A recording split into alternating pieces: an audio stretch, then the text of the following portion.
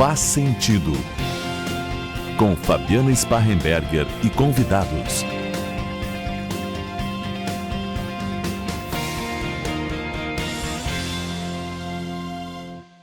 Devia ter complicado menos, trabalhado menos, ter visto o sol se pôr. Se você, ouvinte da CDN e telespectador da TV Diário, se você morresse hoje, do que você se arrependeria? Você já parou para pensar sobre isso? Se não, começa agora uma oportunidade única comigo, a jornalista Fabiana Sparrenberger, e o meu convidado, o psicólogo Carlos Eduardo Seixas, o Cadu.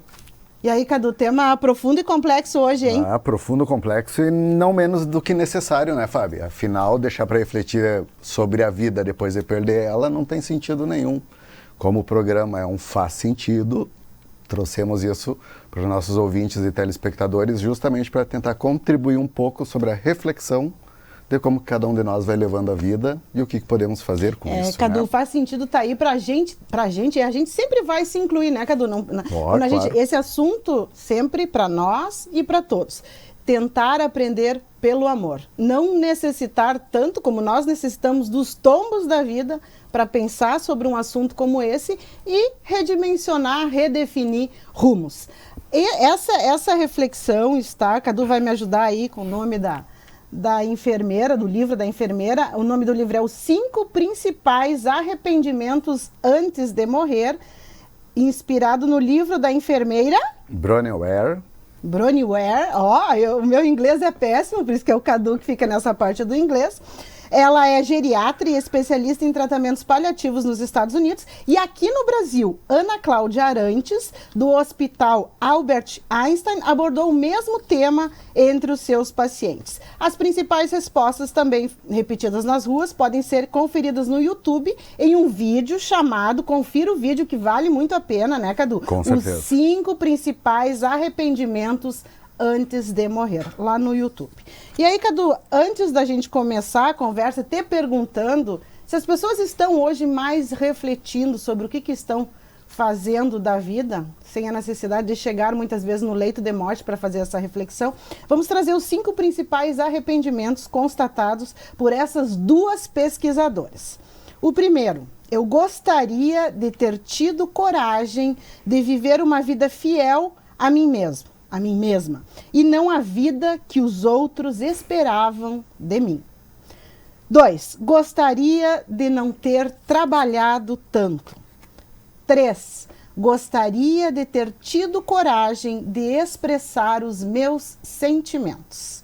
4, eu gostaria de ter mantido contato com os meus amigos. E por fim, 5, eu gostaria de ter me deixado mais feliz. Todos muito fortes, para muita reflexão, né, Cadu? Como é que está hoje isso? O que tu percebe no consultório? As pessoas estão mais preocupadas com essa reflexão? Estão repensando mais a vida? Como é que tu percebes isso no dia a dia?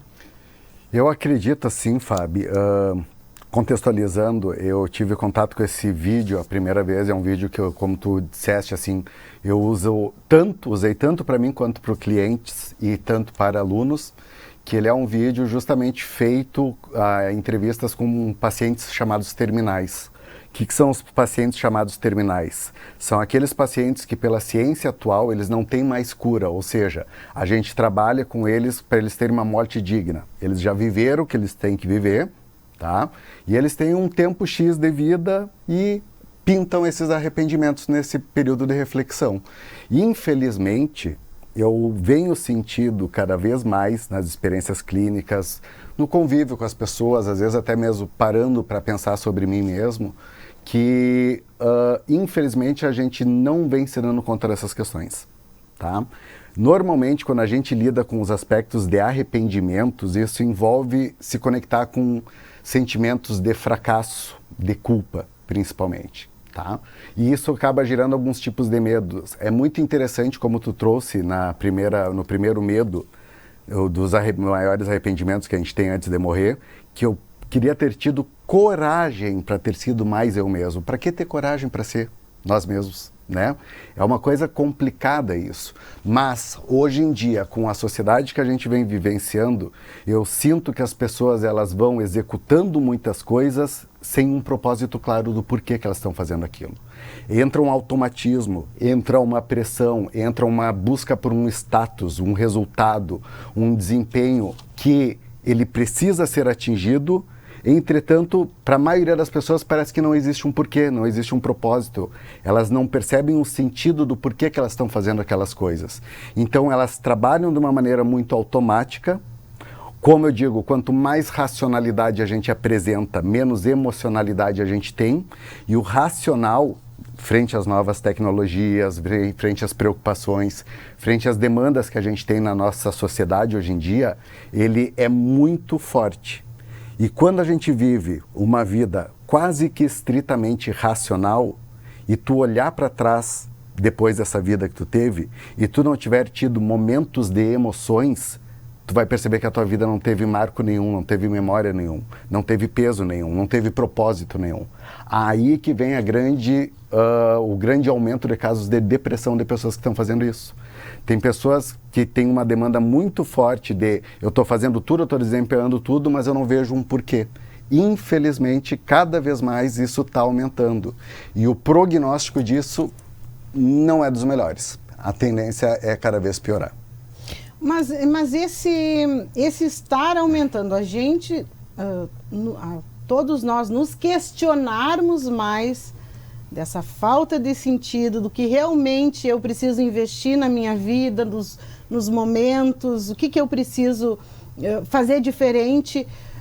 A pandemia, ela foi um tombo para todos nós. Com Quer certeza. dizer, mesmo quem não queria muito pensar sobre muitas coisas, teve essa oportunidade de parar e pensar. Eu acho que tem vários momentos na vida, Cadu, que a gente vai ser, entre aspas, convidado, talvez convocado a fazer essa reflexão. E aí, uma pandemia que nos mudou totalmente a nossa rotina, uma separação, a perda de um ente querido, várias oportunidades na vida, vários tombos que nos trazem essa oportunidade antes do leito da morte, como essas pessoas em estado terminal acabaram fazendo essas reflexões. Será que talvez esteja assim aumentando mais a noção que as pessoas estão tendo que não encontram sentido em suas vidas, mas será que é porque elas não estão se permitindo refletir e pensar mais sobre isso, o que antes não chegava nem na lista aí de prioridades? Será que as pessoas não estão mais voltadas? Eu percebo que estão, o que não quer dizer que estão fazendo a lição de casa, é diferente, porque a gente pode pensar, a gente pode refletir, realmente eu preciso de mais tempo para mim, eu preciso investir mais tempo para a família, para os amigos, para o filho. Eu posso chegar a todas essas conclusões, mas não mudar em absolutamente nada. A oportunidade está aí para todo mundo. Gostei muito da palavra que tu usou, Fábio, que é a palavra convite. Convite, a gente é convidado todos os dias a pensar em si próprios. A grande questão é que a maioria das pessoas não aceitam o convite. Convite, eu não preciso necessariamente ter um tombo, muitas vezes de coisas externas, para parar para refletir sobre o que está acontecendo dentro de mim. Ou como eu estou levando a minha vida. Um tombo, para mim, pode ser um momento de raiva comigo mesmo. Um tombo, para mim, pode ser uma tristeza, uma frustração com uma pessoa ou comigo mesmo.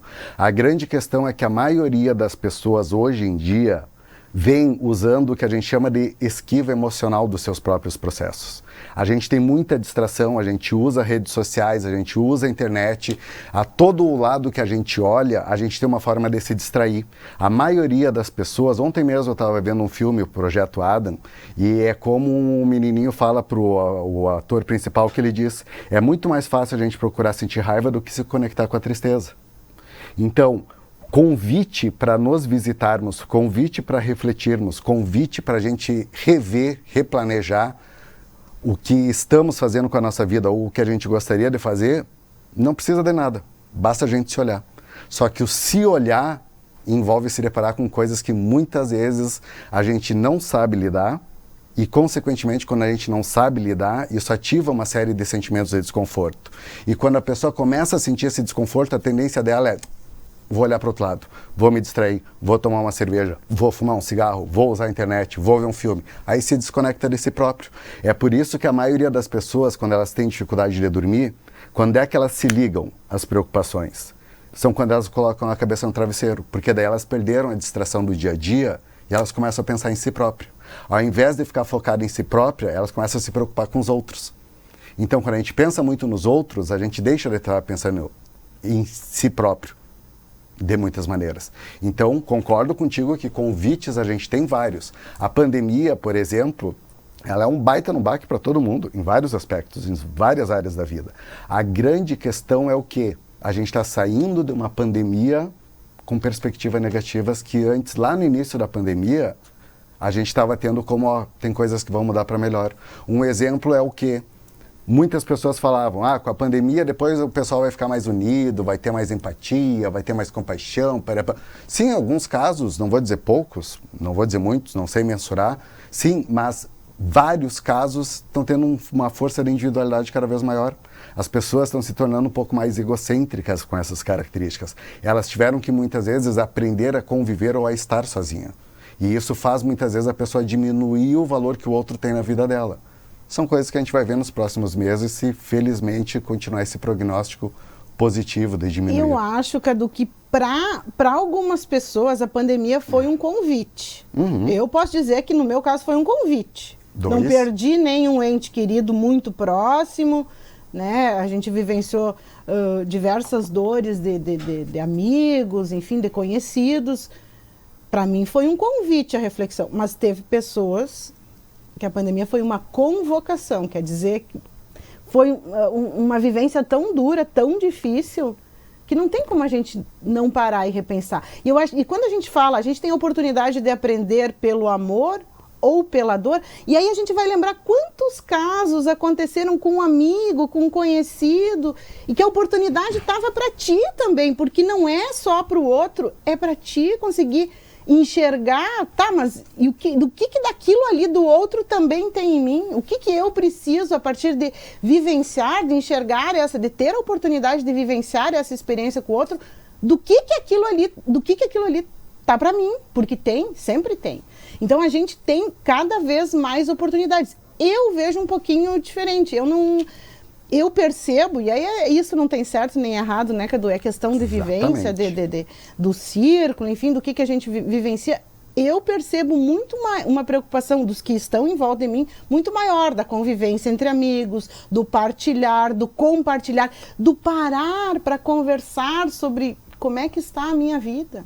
O que está me faltando, no que eu tenho que fazer diferente, do que aqui faz sentido ou não faz mais sentido.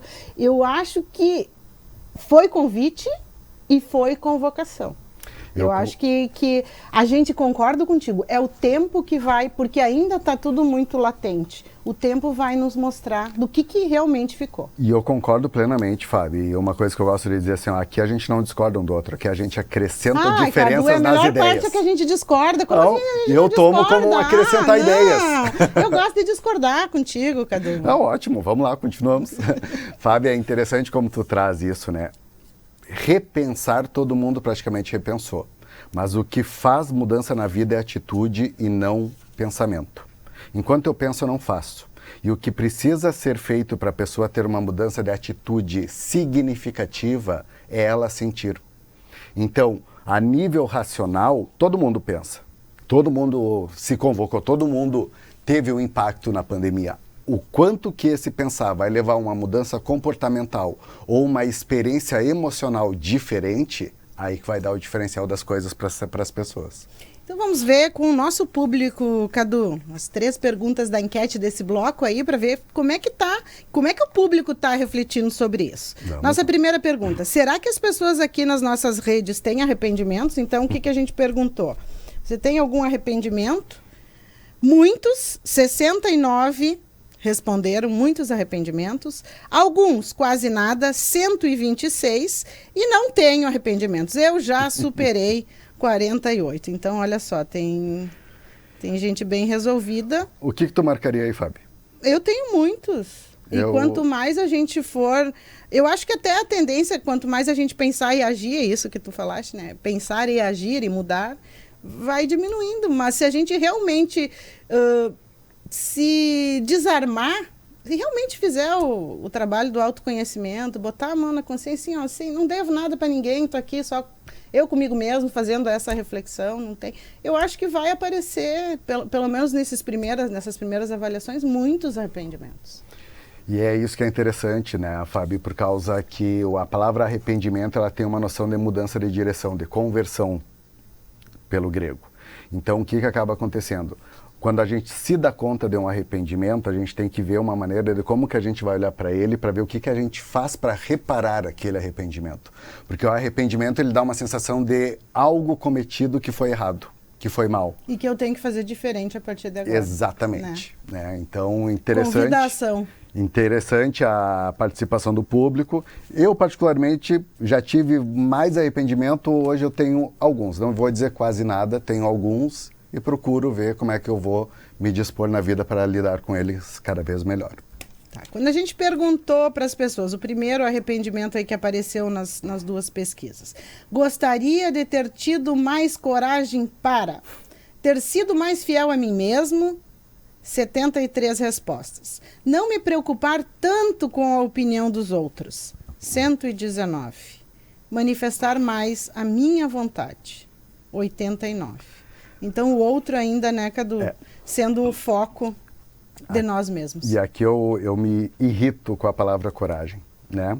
Coragem para ser fiel a si próprio. Qual é o meu medo para ser fiel a mim próprio? Porque a coragem quer dizer que eu sou ameaçado sobre alguma coisa. Coragem para deixar de não levar tanto em consideração a opinião dos outros. Não quer dizer que eu não vou deixar de ouvir o que os outros falam, mas é não dar o peso tão forte na opinião dos outros. A gente tem que entender, pessoal, que a gente apenas nasce. Todo o resto a gente aprende. Eu não me dou bola para o que os outros pensam. Não, a gente dá a bola. Porque nós somos seres dependentes dos outros socialmente. E queira ou não, isso vem no nosso padrão de educação que ativa um funcionamento nosso chamado de autossacrifício. É quando tu tem uma balança onde de um lado tu tem tu, e do outro lado tu tem os outros. E o peso da importância que tu dá para os outros é muito mais importante do que tu dá para si próprio. O que o outro pensa é mais certo, o que o outro sente é mais certo, o que o outro faz é mais adequado. E tu, onde é que tu fica? Então tu está querendo me dizer que tu tem que ter uma balança assim? Não, porque isso é desequilíbrio, mas isso também é desequilíbrio. As pessoas precisam ter uma balança onde eu me valorizo um pouco mais do que os outros normalmente e em alguns momentos, para algumas pessoas, para algumas situações, eu preciso fazer isso. E isso daqui a gente comprova com aquela frasezinha socialmente construída que a gente diz o quê? Como é que eu posso querer fazer bem para o outro se eu não estiver bem comigo mesmo? E a opinião dos outros, se eu tiver 700 pessoas na minha frente, eu posso ter 700 opiniões diferentes. Qual que tem que ter mais peso? É a minha própria.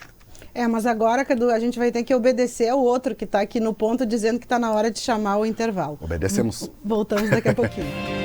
Estamos apresentando Faz Sentido. Complexo Hospitalar Astrogildo de Azevedo. Centro de referência em saúde no interior do Rio Grande do Sul.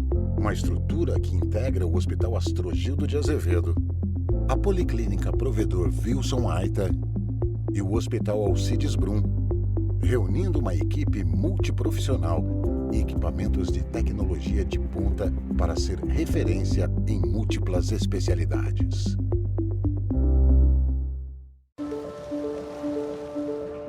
De que lado você está? Dos vencedores ou dos perdedores? Mas quem disse que devemos estar em um desses lados? Chegou a hora de derrubar essa lógica e enxergar mais as pessoas por trás dos números. Aqui, trabalhamos para que todo mundo prospere e vença. Unicred, é assim que vamos transformar o futuro. Sou mãe e médica. E por isso sei que a saúde do meu filho é prioridade. Pensando nisso, a Unimed lança o Uniped, o cartão exclusivo para emergências pediátricas. Da sua casa, você faz uma videoconsulta com um pediatra ou é atendido aqui, no novo pronto atendimento da Unimed. Com o Uniped, seu filho tem acesso a consultas, exames, procedimentos e serviços no Hospital Unimed com valores diferenciados. Baixe o app do Hospital Unimed Santa Maria e conheça o Uniped. O desejo de toda mulher é estar ainda mais bonita. Para realçar sua beleza, Habitué Moda e Beleza conta com um espaço agradável e moderno. Uma equipe de profissionais altamente qualificados que cuidarão de você, da cabeça aos pés, com um atendimento personalizado e diferenciado. Permita-se vivenciar uma experiência única. Habitué Moda e Beleza. Rua Jorge Pedro Abelim, 238. Telefone 3217-8325.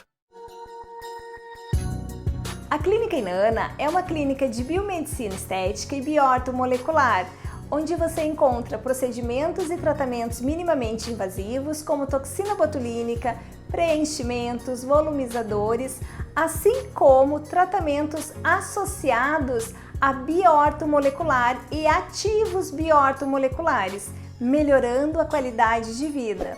Beleza de dentro para fora.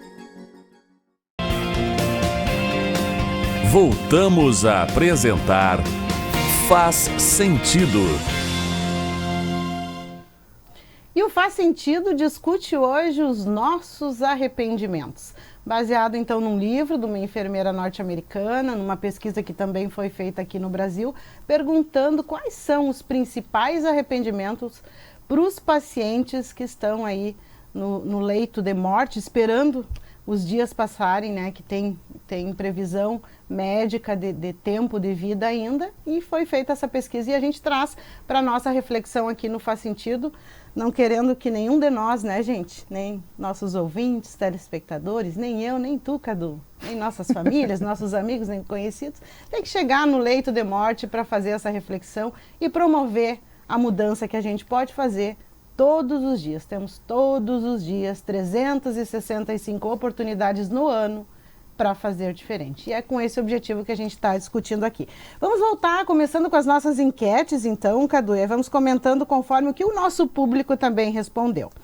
Perguntamos no terceiro questionamento. Ao longo da vida, eu gostaria de não ter trabalhado tanto.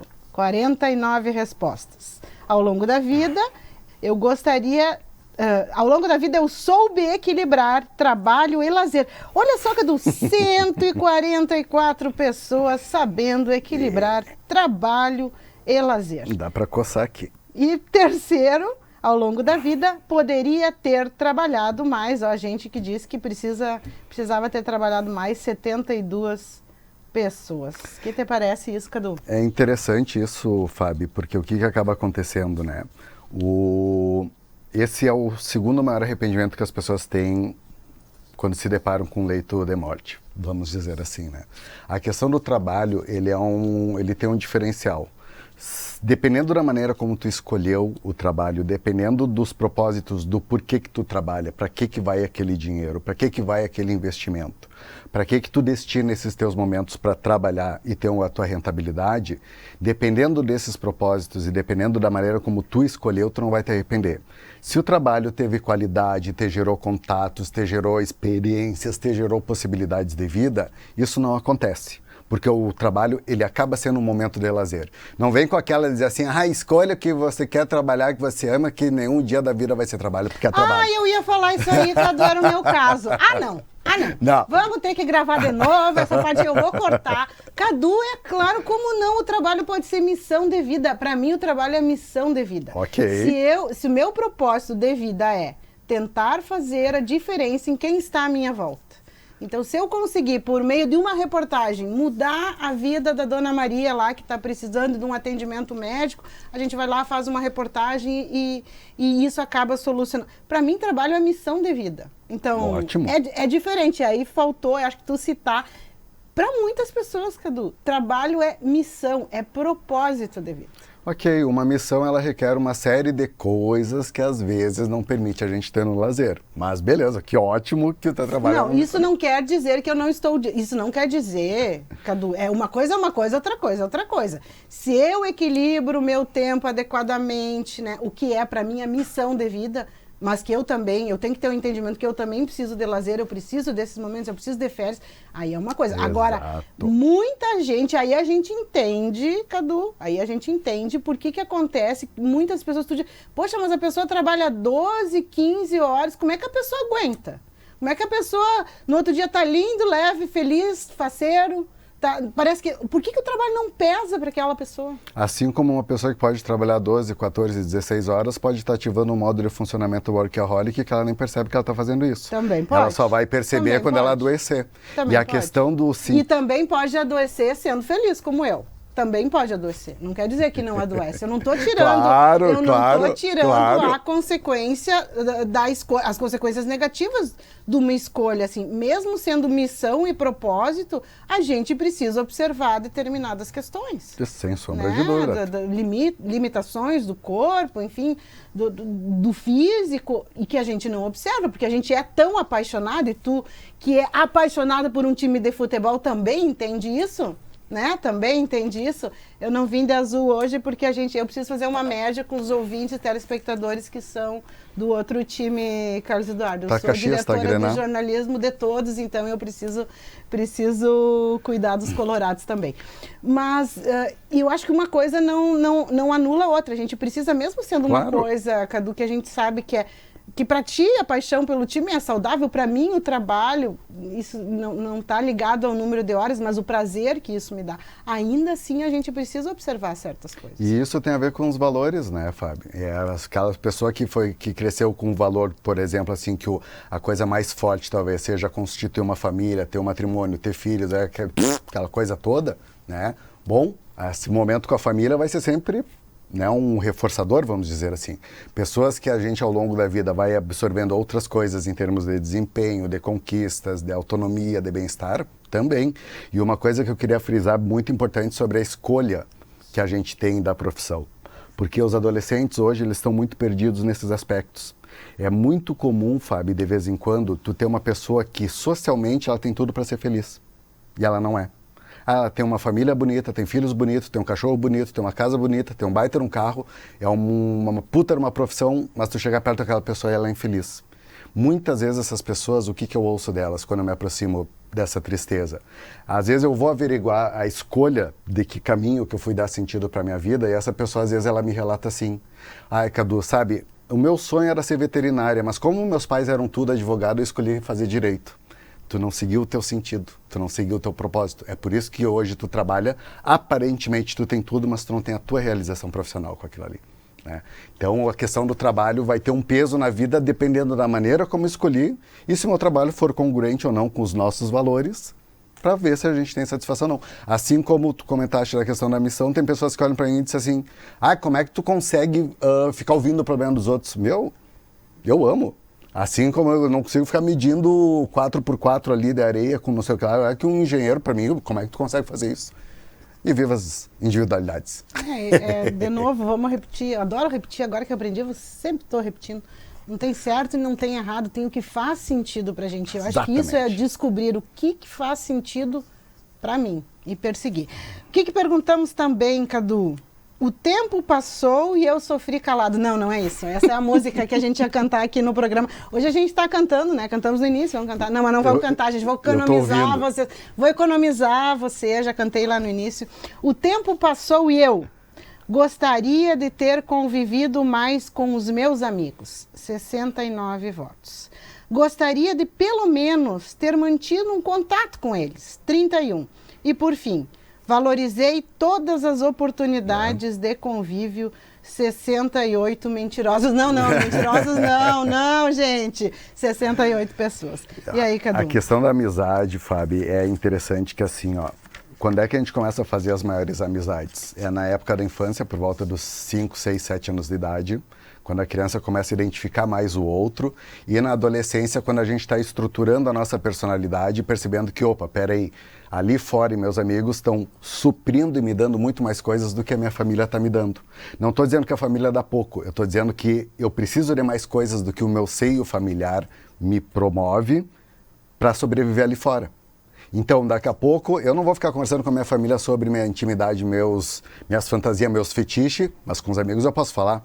Isso é uma forma de se vincular aos amigos como conexões até mesmo mais genuínas do que a gente tem com os familiares. É que amigo a gente escolhe, né? E se a gente pensar os amigos a gente escolhe pensando no que tu quer conversar, em como aqueles amigos vão te ajudar.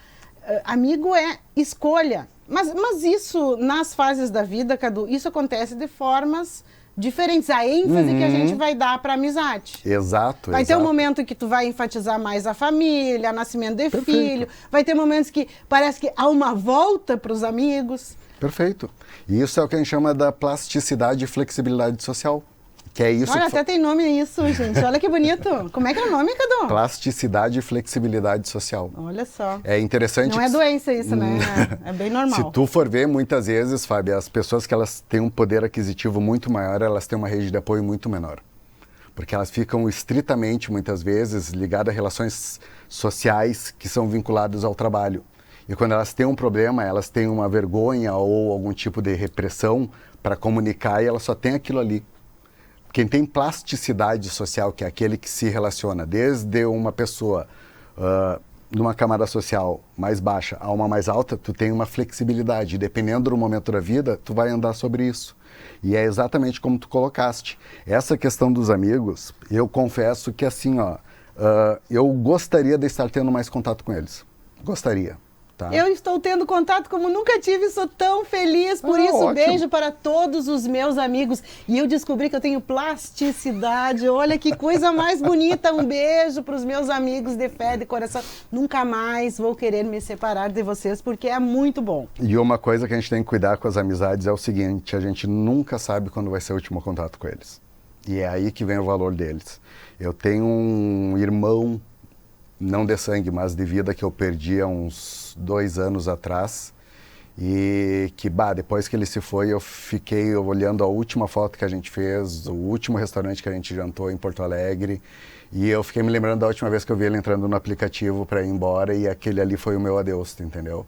Então, são esses momentos que mostram que provavelmente a amizade é um dos meus valores, mas por alguns motivos eu não estou conseguindo no momento conviver ou reatar essas coisas, que é uma das coisas que eu quero fazer melhor para não gerar um arrependimento daqui a pouco. E por que, Cadu, a gente demora tanto para se arrepender? Isso vem com a maturidade, isso vem com os tombos da vida, sucessivos tombos que fazem com que tu, no meu caso, aconteceram zilhões de coisas, tudo ao mesmo tempo agora, e mudança de trabalho, e separação, e mestrado, e tudo, assim, ó, a vida vira um vendaval para a gente parar e pensar, e no meu caso, retomar os meus amigos que sempre estiveram lá. Quem esteve distante deles fui eu. Então, sou muito grata e assim, eu sou muito privilegiada na vida por ter os amigos que eu tenho. Isso vem com os tombos e com a maturidade, quer dizer, adianta a gente ficar falando aqui vamos pensar nos nossos ouvintes, telespectadores mais jovens, que têm lá seus 20, 25 anos, adianta falar isso agora? A pessoa não tem que vivenciar isso antes? É tão difícil a gente aprender pelo amor? O arrependimento, Fábio, como eu comentei no primeiro bloco, ele tem a ver com a sensação de conversão, ou seja, eu tenho que mudar alguma trajetória, tá? Dependendo do tempo de vida, se for um jovem adulto, se for um adulto, se for um idoso, eu ouço muito de pessoas, às vezes, que eu atendo com 50 anos, que as pessoas dizem assim, mas agora eu já tenho 50 anos, né? O que vai adiantar? Tchê, como assim agora já tenho 50 anos, Carlos Eduardo? Como é que tu quer viver? A gente tá na flor da juventude, começando a viver a melhor idade. Como assim? O que eu pergunto para essa pessoa é o seguinte, como é que tu quer viver teus próximos anos de vida? Tu entendeu? Tem mais 50 pela frente, é o que eu pretendo, pelo menos viver até os 100. E aí tem 2 pontos que eu tenho uma frase que eu gosto de citar e tem uma outra que eu gosto de trabalhar. Eu gosto de trabalhar que é a seguinte, tu tem uma opção de viver 5 anos em 50 ou 50 anos em 5. Tá? As pessoas, elas precisam ter medo de perder a vida e não um medo de morrer. É completamente diferente. E uma coisa que a gente fala sobre a questão do arrependimento, se eu não me engano é o Freud que tem essa frase, ele diz que o quê? Quando a dor de não estar vivendo é maior do que o medo da mudança, a gente muda. Entendeu? Então, de certa maneira... repete tão profundo isso. Repete, eu preciso da segunda vez para pensar melhor. Quando a dor de não estar vivendo for maior do que o medo de mudar, a gente muda. Então, o que acaba acontecendo? Se conectar com o arrependimento é uma forma de reavaliar. E é uma forma de se conectar com alguma coisa que gera um desconforto, uma culpa, um fracasso, uma reflexão, uma frustração, uma expectativa. E muitas vezes as pessoas colocam um peso no arrependimento muito maior do que ele que tem na verdade, de uma mudança. As pessoas não precisam... eu estudava medicina, eu larguei tudo para viajar. um arrependimento, uma mudança, ela não precisa ser brusca e impulsiva. A maior parte das mudanças que vão perseverar na nossa vida são aquelas que têm um planejamento de como que eu vou me perceber a curto, médio e longo prazo para fazer isso. Até porque a gente evolui, Cadu, a gente evolui um passinho de cada vez. Exato. Né? Um passinho de cada vez, uma pequena conquista e vai se somando e vai se solidificando, não é? Quando tudo é... Agora aprendi isso também aí, Cadu, nosso programa 880. Quando é tudo muito, né, no extremo, a chance de que isso não permaneça também é muito grande. Mas no próximo bloco, Cadu, a gente faz essa pergunta para nós e para todos aí. Se a gente pudesse voltar atrás, o que a gente mudaria? Daqui a pouquinho a gente volta. Estamos apresentando Faz Sentido. Complexo Hospitalar Astrogildo de Azevedo. Centro de referência em saúde no interior do Rio Grande do Sul. Uma estrutura que integra o Hospital Astrogildo de Azevedo, a Policlínica Provedor Wilson Aita e o Hospital Alcides Brum, reunindo uma equipe multiprofissional e equipamentos de tecnologia de ponta para ser referência em múltiplas especialidades.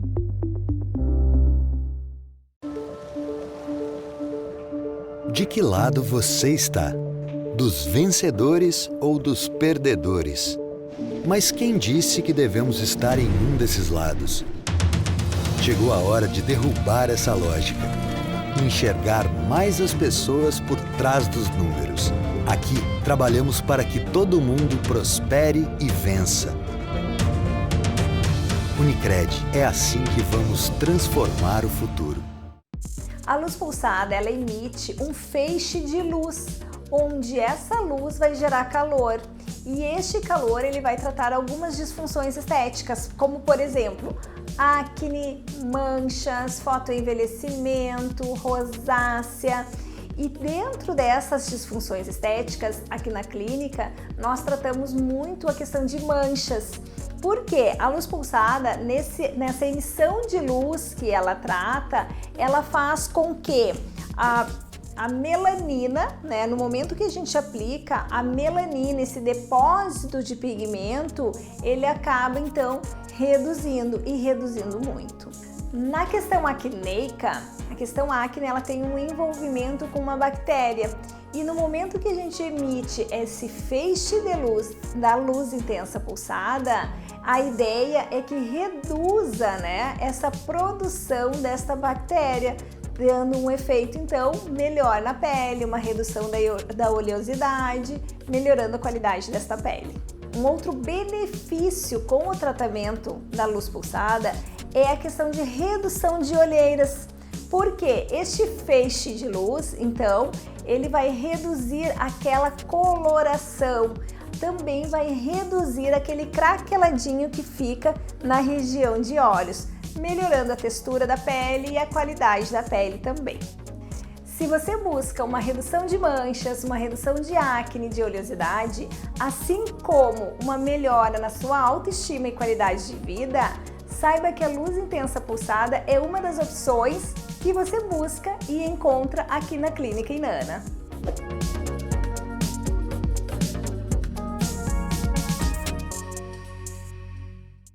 Sou mãe e médica. E por isso sei que a saúde do meu filho é prioridade. Pensando nisso, a Unimed lança o Uniped, o cartão exclusivo para emergências pediátricas. Da sua casa, você faz uma videoconsulta com um pediatra ou é atendido aqui, no novo pronto atendimento da Unimed. Com o Uniped, seu filho tem acesso a consultas, exames, procedimentos e serviços no Hospital Unimed com valores diferenciados. Baixe o app do Hospital Unimed Santa Maria e conheça o Uniped. O desejo de toda mulher é estar ainda mais bonita. Para realçar sua beleza, Habitué Moda e Beleza conta com um espaço agradável e moderno. Uma equipe de profissionais altamente qualificados que cuidarão de você, da cabeça aos pés, com um atendimento personalizado e diferenciado. Permita-se vivenciar uma experiência única. Habitué Moda e Beleza. Rua Jorge Pedro Abelim, 238. Telefone 3217-8325. A Clínica Inanna é uma clínica de biomedicina estética e bioortomolecular, onde você encontra procedimentos e tratamentos minimamente invasivos, como toxina botulínica, preenchimentos, volumizadores, assim como tratamentos associados a bioortomolecular e ativos bioortomoleculares, melhorando a qualidade de vida. Beleza de dentro para fora. Voltamos a apresentar Faz Sentido. Faz Sentido volta então no último bloco e hoje o nosso programa fala sobre os nossos arrependimentos e as nossas oportunidades de mudanças também, né, Cadu? Vamos para as duas últimas enquetes, com as duas últimas perguntas, e a gente falou um pouquinho no bloco anterior, né, se a gente pudesse voltar atrás, né, hoje com a maturidade, né, com várias vivências, a gente consegue fazer melhores escolhas. Mas se a gente pudesse voltar atrás, a gente perguntou para o público, se você pudesse voltar atrás, primeira resposta, gostaria de ter expressado mais os meus sentimentos, 128 votos. Eu nunca deixei de dizer o que sentia, 59, nunca deixei, olha aí, Cadu, pessoal dos extremos. Nunca.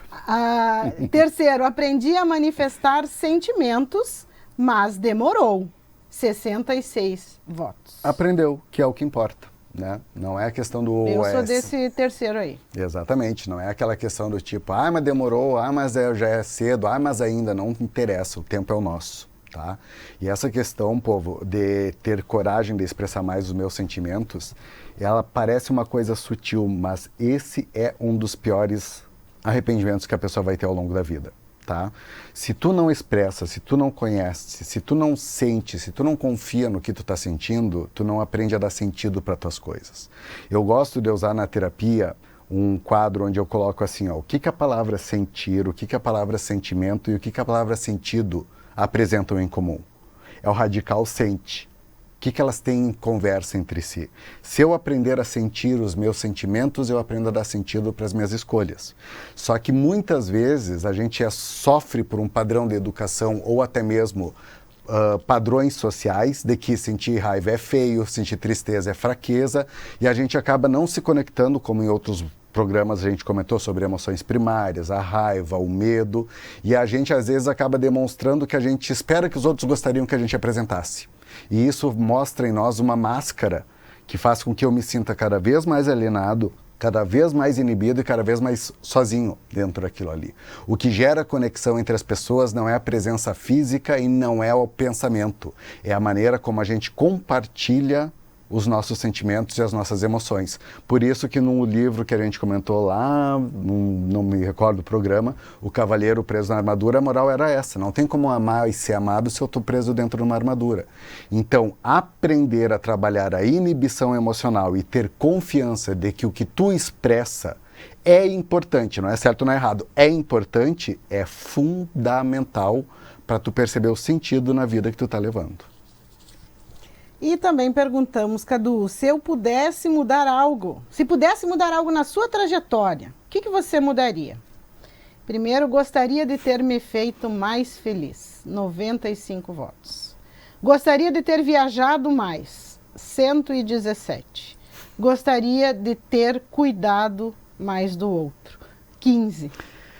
Esse, Fábio, eu quero sintetizar de que maneira? Eu gostaria de ter me feito mais feliz. Como a gente está falando de música um pouco nesse programa... Canta, tu vai cantar. Não, Cadu vai cantar. Atenção, pode fechar a câmera no Carlos Eduardo, que agora cantar. Ele vai cantar. Ó, o Mico, dessa vez o Mico no programa não vai ser só meu. Cadu vai cantar. Não vou cantar porque a música vem numa voz feminina suave, a minha rouca é grave, então vou fazer. Mas é bonita também. Eu respeito o meu sentimento. Por favor, tá bom, será respeitado. Tem uma música, né, Fábio, acho que é mais uma até que diz que a felicidade ela não é o resultado, a felicidade ela faz parte do caminho, tá? E às vezes as pessoas se cobram em dizer eu não estou feliz porque elas imaginam que a felicidade é um estado, uma sala, um lugar onde tu vai chegar e ali eu vou estar feliz. Não, todo sentimento que existe no mundo ele é temporário, inclusive o estado de felicidade. E o que faz a gente feliz são pequenas coisas, é gravar um programa, é estar com um amigo, é estar com quem eu amo, é jogar um futebol, é o meu time. São vários pequenos fragmentos que formam um quadro como um todo que faz eu perceber que, opa, peraí, eu estou feliz. Isso não quer dizer que eu não tenha estresse, que eu não tenha arrependimentos, que eu não tenha tristeza na minha vida. Mas a felicidade, ela está se sobrepondo a outras características. Então as pessoas precisam saber que, primeiro, para eu me fazer mais feliz, eu preciso perceber o que me faz bem. E isso são coisas pequenas. É um almoço, é um momento, é um sono, não sei. Percebam o que no caminho vai fazendo a gente ser feliz e não se preocupar só como se fosse um lugar que a gente deveria chegar. E aí corrobora com isso tudo que a gente comentou sobre os sentimentos, emoções, tá? Mas principalmente é perceber e valorizar. Se eu faço uma coisa que me faz bem, eu fico pensando, ai, me falaram que isso é errado, ai, me falaram que isso me faz mal, ai, me falaram que não deveria ser assim, desculpa o termo, os outros. Te faz bem, respeita, se tu mantém o respeito pelo próximo e isso te faz bem, bota isso na tua vida e vai viver, que é o que dá sentido para a vida. Falando em sentido, Cadu, eu vou agora mostrar esse livro aqui do... Ótimo livro. Ótimo livro, Em Busca de Sentido. Viktor Frankl. Isso, né, Cadu? Uhum. A gente vai fazer um programa ainda só sobre o livro. Ele é um livro de um psicólogo, que narra suas experiências, né, suas observações num campo de concentração nazista na Segunda Guerra. E para quem busca um sentido na vida, para quem está se propondo a fazer essa reflexão do que faz sentido para mim, para quem está com esse vazio que o Cadu falou, né, que parece que tem tudo e ao mesmo tempo sempre está faltando alguma coisa, tem tudo e insuficiência, parece que tem tudo e ao mesmo tempo tem aquela sensação de não ter nada. É um livro de leitura assim obrigatória, é um livro forte, é um livro que faz a gente realmente repensar toda a vida. E o Viktor, ele traz a busca do sentido, e isso como é possível a gente encontrar sentido quando parece que nem vida mais há. Uhum. Né? Uhum. E ele fala, e eu vou me permitir aqui, Cadu, trazer um trecho entre os inúmeros, né, que me chamaram muita atenção. E ele convida a gente a se perguntar pelo sentido da nossa vida. E o que ele diz? O que se faz necessário aqui é uma viravolta em toda a colocação da pergunta pelo sentido da vida. Precisamos, diz ele, aprender e também ensinar as pessoas. Compartilhar com as pessoas, que é o que a gente está fazendo aqui. Que a rigor, nunca e jamais importa o que nós ainda temos a esperar da vida, mas sim exclusivamente o que a vida espera de nós. Falando em termos filosóficos, poder-se-ia dizer que se trata de fazer uma revolução copernicana. Não perguntamos mais pelo sentido da vida, mas nos experimentamos a nós mesmos como os indagados, como aqueles aos quais a vida dirige perguntas, diariamente a cada hora. Perguntas que precisamos responder, dando a resposta adequada não através de elucubrações ou discursos, mas apenas através da ação, através da conduta correta. Em última análise, viver não significa outra coisa senão arcar com a responsabilidade de responder adequadamente às perguntas da vida, pelo cumprimento das tarefas colocadas pela vida a cada indivíduo, pelo cumprimento da exigência do momento, né? Porque ele fala muito disso, né? De como não fazia mais sentido tentar encontrar o sentido naquele sofrimento, porque não havia mais vida. Mas e qual é o sentido então do sofrimento? Qual é o sentido da morte? Né? Para que isso e não o porquê disso, né? E ele fala justamente que a liberdade, essa é a parte que está no final do livro também que me chamou muita atenção. A liberdade espiritual do ser humano, a qual não se lhe pode tirar nunca, a liberdade espiritual do ser humano.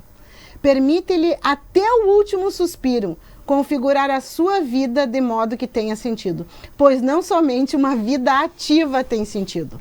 Se é que a vida tem sentido, também o sofrimento necessariamente o terá. Uma bordoada essa parte final, né? Gente, é uma bordoada em cada narração. ele fala muito, Cadu, que também me chamou bastante atenção, como num momento que ninguém mais vislumbra expectativa nenhuma, onde a gente até comentava antes de começar o programa, onde há um sentimento de apatia, de insensibilidade, aquele horror, as pessoas já não se sensibilizam mais quando um menino de 12 anos tem a ponta dos dedos arrancada pelo médico, porque está tudo necrosado, congelado ali, e o médico tem que tirar do menino de 12 anos. O quanto aquele horror já não impacta mais, não sensibiliza mais, o quanto ainda assim é possível encontrar sentido. Ainda assim, há pessoas que vão contra a maioria do que se vê ali, e é possível enxergar pessoas com fome, com frio, nos últimos momentos da vida, percorrendo leito em leito, cama em cama, falando com amigo, tentando ser uma palavra de consolo, tentando ser ajuda. Como isso... Quando não há, como diz ali, no teu último suspiro, ainda é possível. Tem uma frase desse livro que me marcou muito, Fábio, que é quando ele diz assim, ó, por que passar por todas essas atrocidades, por que passar por todas essas dores, para que suportar, né, esse inferno, vamos dizer assim? Por que não fazer como a maioria das pessoas que ali faziam, que era só se jogar no fio de eletricidade e acabar com tudo? O que faz a gente ter força para suportar isso e dar o sentido para aquilo ali? E aí ele traz família, enfim, cada um deles. Mas esse trecho do livro eu li há anos atrás, é o trecho que, digamos assim, é o questionar o para que tu tá vivendo? Ponto. É isso. Ele cita um outro filósofo e fala: temos somente uma coisa, não ser digno do meu tormento. Quer dizer, ter que passar por tudo isso e não ter sido digno de ter vivenciado essa trajetória. Então, excelente, Cadu, aí para finalizar, nós vamos fazer ainda um programa sobre o livro, que com certeza vale muito a pena a leitura, a gente já indica para todo mundo. Mas, Cadu, para a gente que está pensando nos últimos 5 minutos aqui do programa, em repensar a vida, em mais do que repensar, mudar, agir, fazer diferente, dia após dia, tentar diferente. O que daria para deixar aí para os nossos ouvintes e telespectadores e para nós mesmos? Eu gostaria de chamar a atenção, Fábio, para uma metáfora e para 2 situações, tá? Para aquelas pessoas que estão num momento de vida que realmente se sentem insatisfeitas, e não estou dizendo que é o que os outros falam sobre a tua vida, mas sim como tu sente que ela está, tá? Que tu sente que tu tem uma insatisfação, que tu sente que poderia ter algo mais, que tu sente que tu poderia estar tendo algo mais, não que os outros estão dizendo que tu deve ter. Quando parece que a tua vida ainda falta um complemento para fazer um sentido, e quando tu percebe que tu está no momento da tua vida, que tu está cheio de mas eu poderia, mas eu deveria, e vem as desculpas para não fazer, vamos prestar atenção nisso. E eu gostaria de convidar a usar uma metáfora que no livro A Morte é um Dia que Vale a Pena Viver. A autora, ela comenta que assim, ó, imagina que tu está numa caminhada, tá? E quando tu está caminhando no meio dessa floresta, tu vai chegar num ponto onde tu vai te deparar com um muro extremamente alto, extremamente comprido, que tu não tem como passar mais dele. Tá? Se tu olhar para cima, tu vê muros, tu vê para a direita, tu vê muros, tu vê para a esquerda, tu vê muro. Só resta tu olhar para trás e ver o teu trajeto. Se a tua vida estivesse chegando na frente desse muro agora, e tu olhasse para trás para ver a vida que tu levou, o que tu gostaria que não tivesse ali? Ou o que tu gostaria que tivesse tido ali e não teve? Vamos se questionar sobre isso. E o que começa a ver sobre essa questão de arrependimentos, pessoal? Tá? Para nós começarmos a perceber uma mudança vai requerer uma atitude. Não adianta só pensar, é preciso agir, tá? Para nós termos atitudes que façam sentido, tu vai ter que ter sentimentos nas tuas atitudes. É que nem aquelas coisas que dizem, seja grata às coisas. Tá, você é grata. Não, se tu não sente que tu é grata, não é gratidão, tá? Então, o que acontece? Primeira coisa, as pessoas têm que se conhecer. As pessoas têm que se olhar para dentro. E se olhar para dentro, tá tudo bem se tu se sentir perdido. Porque assim como tu chega num lugar ali fora, que tu não conhece, tu fica olhando o que são as portas, olhar para dentro é um lugar que tu visita, que tu não costuma visitar, e que tu vai ficar meio perdido, mas com o tempo tu vai te habituar. Nesse momento tu vai identificar teus sentimentos e tuas emoções, tuas necessidades. E isso tem que ser um propósito de me dispor a trazer isso para minha vida. O que me faz feliz eu quero, o que me faz triste vai ter, o que me dá raiva vai acontecer e assim vamos. Depois a gente vai passar por um processo de tomada de decisão. Essa tomada de decisão envolve uma característica de eu avaliar os prós e os contras. Qual é a vantagem que eu tenho de mudar minha vida nesse momento? Qual é a desvantagem que eu tenho de fazer isso? Qual é a vantagem que eu tenho de não fazer e qual é a desvantagem que eu tenho de não fazer isso? Ah, mas eu não tenho tanto tempo. Eu não sabe quanto tempo que a gente tem. Eu posso morrer agora saindo da programação, como eu posso viver mais 60 anos? Não sei. Então, avaliar os prós e os contras e planejar uma mudança de decisão que envolve minha vida, não até semana que vem, mas a curto, médio e longo prazo. Onde é que eu quero estar daqui 5 anos? Se eu fizer uma foto minha daqui 5 anos, o que eu gostaria de estar vendo nessa foto? Consequentemente, a gente tem que abrir mão da necessidade de ter controle sobre tudo, sobre as coisas e trabalhar a tolerância a lidar com a dúvida. Porque as pessoas não mudam no agora pelo medo que elas fazem numa característica ansiosa de imaginar as coisas negativas. E, por fim, surfar. O que a gente faz numa onda? Sobe nela e vamos indo, entendeu? O surfar é olhar para as coisas que estão acontecendo com um olhar de curiosidade e não de julgamento.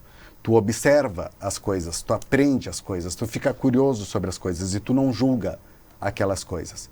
E a partir daí a gente vai passo a passo, dia a dia, 365 vezes por ano, podendo rever que toda mudança, toda conversão, todo arrependimento, toda melhora ou toda piora, ela não é definitiva. Ela é um propósito de aprendizado e não uma recaída. E você pode sempre, sempre, sempre começar de novo. E vai errar, gente, vai errar. E assim, mais, eu acho que isso o Cadu não falou e eu acho que eu complemento. E peça ajuda. É difícil? É óbvio que é, né? É óbvio que é. Ninguém disse que ia ser fácil. Mas peça ajuda que foi uma coisa que eu aprendi a fazer e olha, realmente faz toda a diferença. Peça ajuda de um familiar, de um amigo, de um profissional que possa lhe ajudar, mas peça ajuda. Quando a gente consegue pedir ajuda é meio caminho andado. É isso então, Cadu? É isso, obrigada, Fábio. Então, pela companhia, que você não se arrependa de seguir nos assistindo, porque é esse o nosso objetivo aqui no Faz Sentido. Lembrando então do nosso slogan, né, Cadu? Se é importante para você, se é importante para você, é assunto para nós. Faz sentido para nós. Continue com a gente todo domingo, 11 horas, na CDN e na TV Diário. Faz Sentido. Com Fabiana Sparrenberger e convidados.